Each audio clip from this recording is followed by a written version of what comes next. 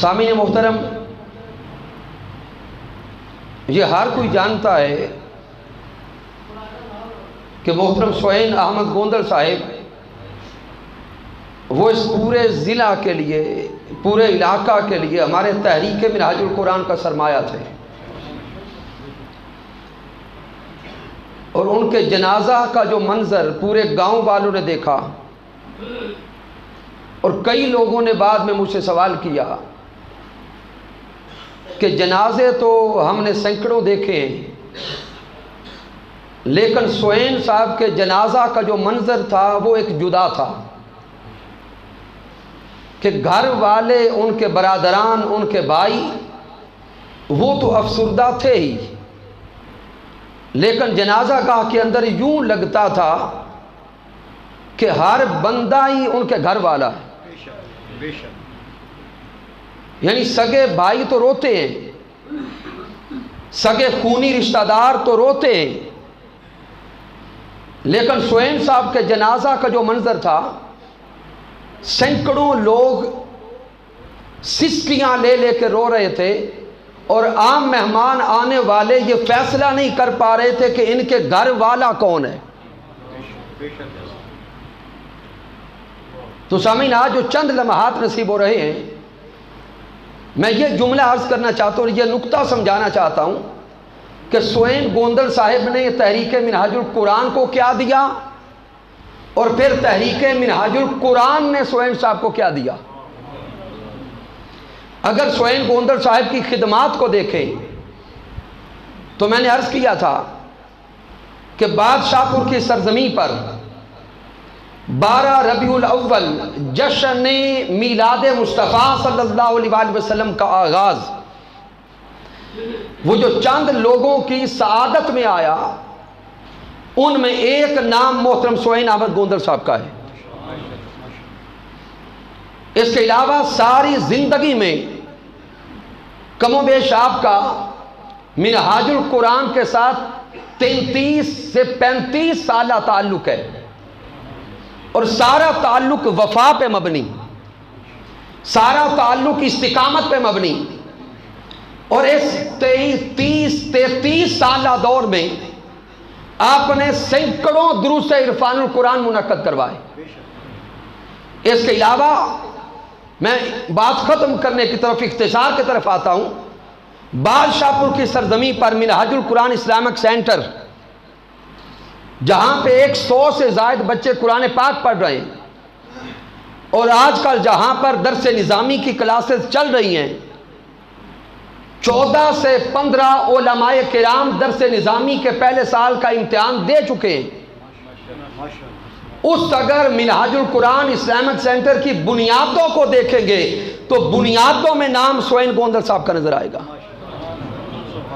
اور سہیل گوندل صاحب، ان کے چند ساتھی، عید قرباں کا دن ہوتا، اور آپ لوگ جانتے ہیں کہ ہم وہ لوگ ہیں جو لینے والے نہیں، اللہ کے کرم سے دینے والے، لیکن عید قرباں کے دن قربانی کی وہ کھالیں اکٹھی کرنے کے لیے وہ لٹھے کے بوسکی کے کپڑے پہن کے چلے ہوتے، لوگ حیران ہوتے، وہ کہتے کہ آپ لوگ بھی کیا اس دین کے لیے یہ کھالیں اکٹھے کرنے چلیں؟ یہ عاجزی تھی، یہ انکساری تھی۔ تو سامعین محترم، یہ تو منظر ہے کہ انہوں نے کیا دیا، اور یہ انہوں نے تحریک کو کیا دینا تھا۔ یہ تحریک کی وہ تربیت تھی، تحریک کا وہ فیض تھا، حضور شیخ الاسلام ڈاکٹر محمد طاہر القادری مدہ ذلہ والی کا فیض تھا، اور وہ تربیت تھی جس تربیت کی وجہ سے میں مک گئی تھی، انا ختم ہو گئی تھی۔ انانیت کا بت جب پاش ہو گیا تھا تو پھر وہ اپنی انا کی ساری بستیوں کو مٹا کر اللہ اور اس کے رسول کی خاطر دن رات محنت میں لگے رہتے تھے۔ تو سامعین محترم، اب یہ ہے کہ انہوں نے خدمت کیا کی، مشن کی، اب اس کا یہ ثمر تھا کہ جو جنازہ پہ پورے گاؤں والوں نے دیکھا کہ ہر شخص یوں لگتا تھا کہ ان کا سگا بھائی ہے، ہر شخص یوں لگتا تھا کہ ان کے گھر والا ہے، اور اس کا سبب کیا ہے؟ اللہ رب العزت قرآن مجید فرقان حمید میں ارشاد فرمایا، سورہ زخرف رب کائنات فرما رہا ہے الاخلاء یومئذ بعضهم لبعض، مالک کائنات فرما رہے کہ جب قیامت کا دن ہوگا دنیا کی دوستیوں والے سارے دشمن ہو جائیں گے۔ دنیا کی خاطر جنہوں نے دوستیاں پالی ہوں گی، دنیا کی خاطر جنہوں نے محبتیں پالی ہوں گی، بعضهم لبعض، وہ سارے دشمن ہو جائیں گے، الا المتقین، سوائے تقوی والوں کے، سوائے پرہیزگاروں کے، جن کی محبت اللہ کے لیے ہوگی، جن کی چاہت اللہ کے لیے ہوگی، جن کا رشتہ اللہ کے لیے ہوگا، وہ قیامت کے دن بھی آپس میں دوست اور بھائی بھائی ہوں گے۔ محترم سہیل صاحب کا اور ہمارا تعلق ظاہری دنیا کے رشتہ کا تو نہیں تھا، ظاہری دنیا کے خون کا تو نہیں تھا، ان کے ساتھ ہمارا تعلق اللہ اور اس کے رسول کے لیے تھا، ان کے ساتھ ہمارا رشتہ مصطفی مشن کا تھا، ان کے ساتھ ہمارا رشتہ مصطفی انقلاب کا تھا۔ یہ رشتہ جو خدا اور رسول کا ہے یہ صرف دنیا کا نہیں، یہ قبر میں بھی قائم رہتا ہے اور یوم قیامت بھی قائم رہتا ہے۔ اب میں 2 یا 3 حدیث مبارکہ عرض کرتا ہوں کہ جو اللہ اور اس کے رسول کے لیے رشتہ ہوتا ہے وہ مضبوط کتنا ہے۔ حضرت ابو موسیٰ الاشعری رضی اللہ تعالیٰ عنہ روایت کرتے ہیں کہ پیارے آقا علیہ السلام نے ارشاد فرمایا جب قیامت کا دن ہوگا قبروں سے کچھ ایسے لوگ بھی اٹھائے جائیں گے جو نہ انبیاء ہوں گے نہ شہداء ہوں گے، لیکن جب ان کو قبروں سے اٹھایا جائے گا تو ان کو نور کے ممبروں پہ بٹھایا جائے گا۔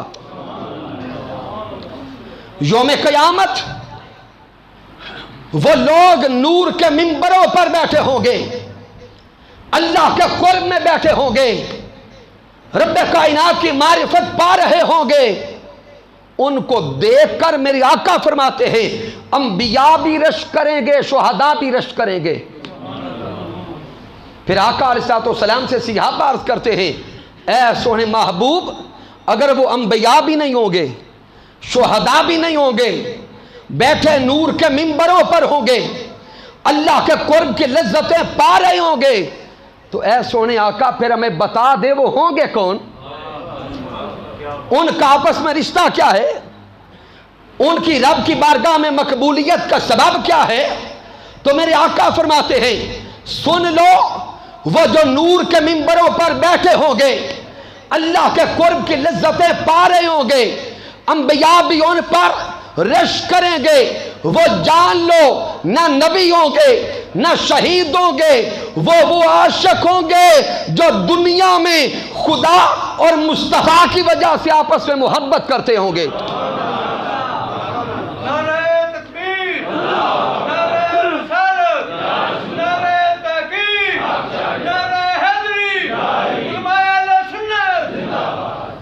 پھر سامعین محترم دوسری حدیث پاک عرض کرنے لگا ہوں، اس کے راوی حضرت ابو ہریرہ رضی اللہ تعالیٰ عنہ ہے، اور اس حدیث مبارکہ کو امام ترمذی جامع ترمذی میں لائے۔ میرے آقا فرماتے ہیں کہ ایک شخص جب اللہ رب العزت کی محبت کی خاطر ایک بستی سے دوسری بستی میں کسی کو ملاقات کرنے کے لیے چلتا ہے۔ اب یہ منہاج القرآن کے کارکنان اس لذت کو جانتے ہیں۔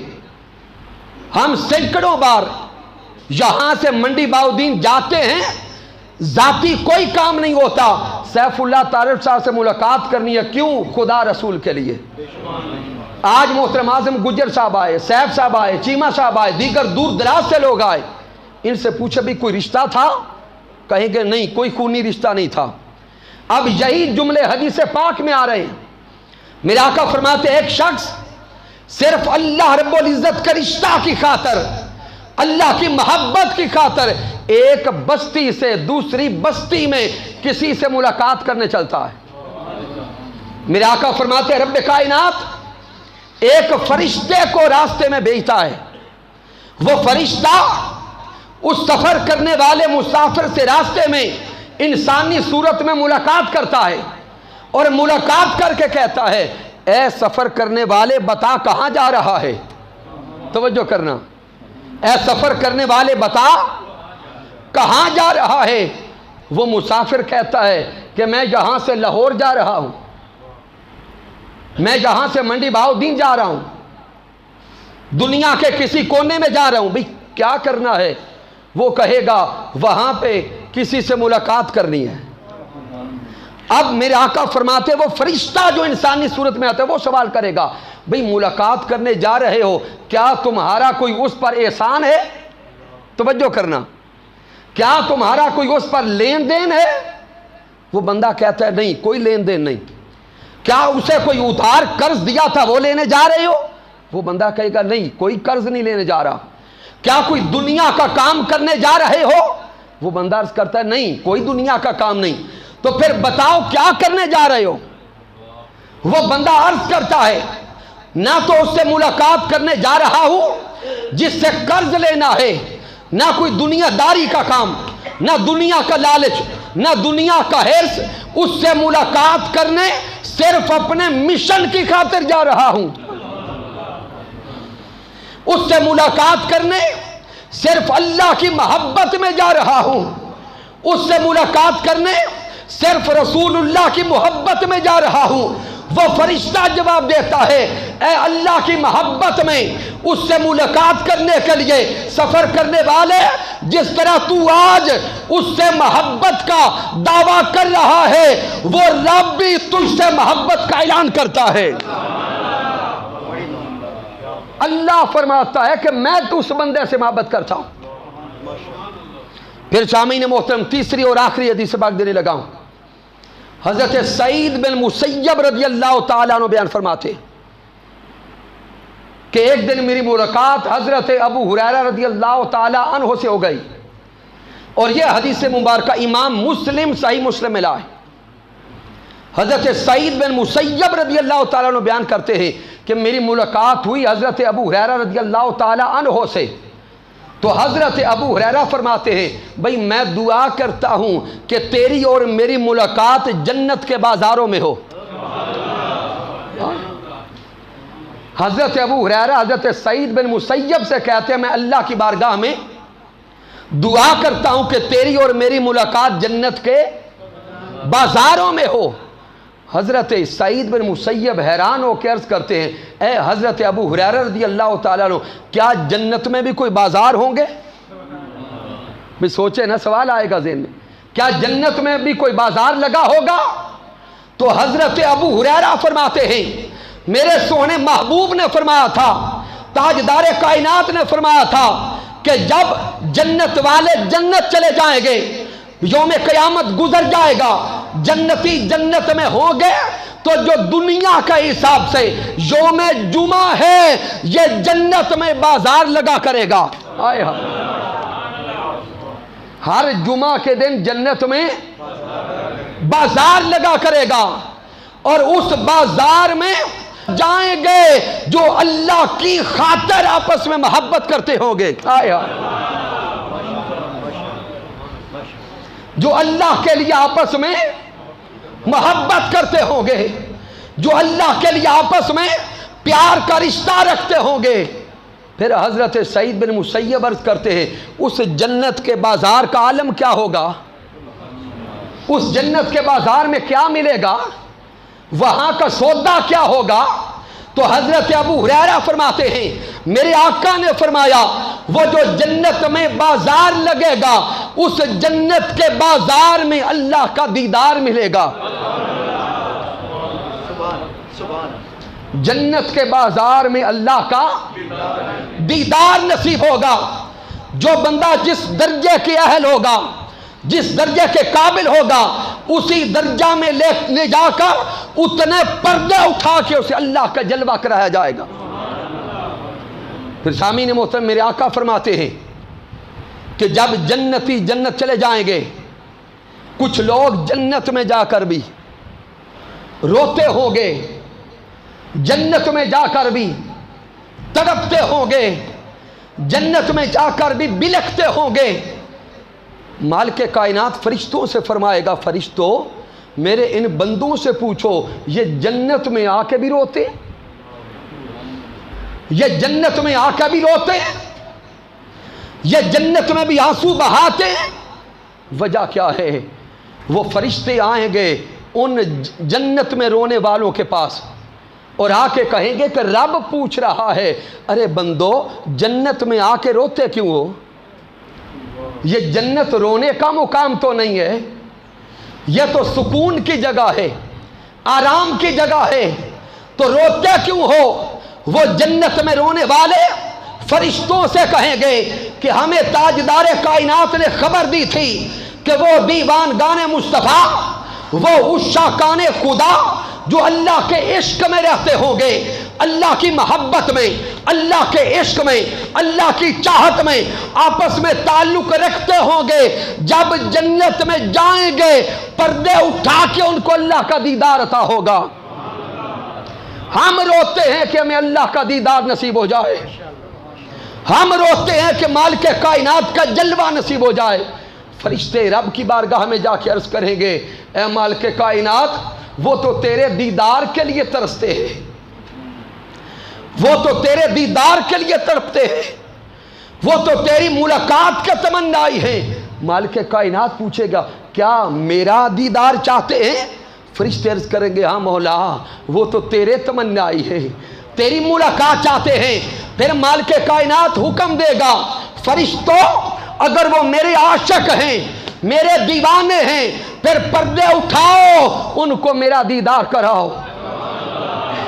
اللہ کی محبت میں ایک دوسرے سے ملنے والوں اور اس نظام مصطفیٰ کے لیے، مشن مصطفیٰ کے لیے، تحریک منہاج القرآن کے لیے آپس میں جڑنے والوں، میرے آقا فرماتے ہیں جو رب رسول کی خاطر آپس میں محبت کرتے ہوں گے یوم قیامت پردے اٹھ جائیں گے، ان کی آنکھوں کے سامنے اللہ کا جلوہ ہوگا، اللہ کا جلوہ ہوگا۔ تو سامعین محترم سوین احمد گوندر صاحب ساری زندگی اس دین کی خاطر وفا کرتے گئے، سینکڑوں لوگوں کو درود و سلام پہ لگایا، سینکڑوں لوگوں کو نماز پہ لگایا، سینکڑوں جوانوں کو اس مشن کا راستہ دکھایا۔ آئیے اب اختتام پر چند جملے محترم سوین گوندر صاحب کی زبان سے نہ سنیں کہ وہ اپنی زندگی میں، چونکہ ہم وہ لوگ ہیں جب بندہ چلا جاتا ہے تب قدر زیادہ کرتے ہیں، تو آئیے آج پہلے انہی کی زبان سے چند جملے سنیں کہ وہ کیا کہتے تھے، وہ کیا رونا روتے تھے، وہ کیا پیغام دیتے تھے۔ جو ان کے گھر والے کئی لوگ مجھے ملے کہتے کہ ہمیں تو آج سمجھ آئی کہ منہاج القرآن کیا ہے۔ یہ وہ تحریک ہے جو زندوں کا بھی ساتھ دیتی ہے، جب دنیا سے چلے جائیں تب بھی ساتھ ہوتے۔ تو میں محترم ارسلان صاحب سے کہتا ہوں کہ وہ جو چند جملے سوین صاحب کے ریکارڈڈ ہیں، پھر ان کے بعد حضور شیخ الاسلام ڈاکٹر محمد طاہر القادری مدہ ذلہ علی کی طرف سے قبلہ حضور شیخ الاسلام کے جگر گوشہ حضور شیخ الاسلام کے بیٹے ڈاکٹر حسن محی الدین قادری، ان کی طرف سے جو دعائیہ کلمات ابھی رابطہ ہو جائے گا وہ ریکارڈڈ ہو گئے، وہ بھی آپ تک پہنچا دیں گے۔ محترم سوین صاحب کے چند جملے جو ہیں وہ پھر دعا کی طرف آتے۔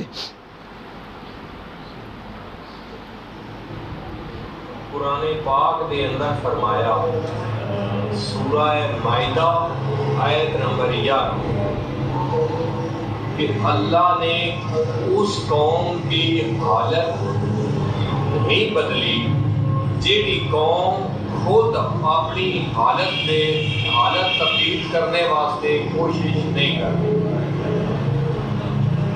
ادا ہی ترجمہ اقبال نے کیتا تھی کہ خدا نے آج تک اس قوم کی حالت نہیں بدلی، نہ ہو خیال جس کو خود اپنی حالت کے بدلنے کا۔